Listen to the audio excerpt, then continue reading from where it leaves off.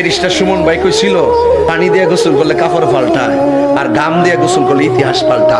পাগলা ইতিহাস পাল্টাই দিবে। সুখপুরের মসজিদে কোনো সভাপতি নাই। কথা কও, কথা কও, কথা কও। ওই হাত তুলে, হাত তুলে, হাত তুলে, হাত তুলে।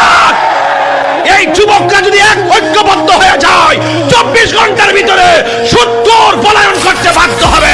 নেশাখোর সমাজ থেকে পলায়ন করতে বাধ্য হবে। হাত তুলে বলো ঠিক কি না বলো।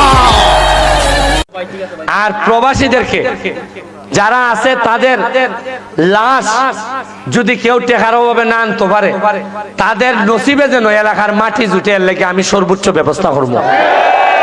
আর যারা প্রবাসে যাইতে চান আমার এলাকার ট্রেনিং এর ব্যবস্থা করে আমি বড় বেতনে আমি প্রবাসে পাঠাইমু।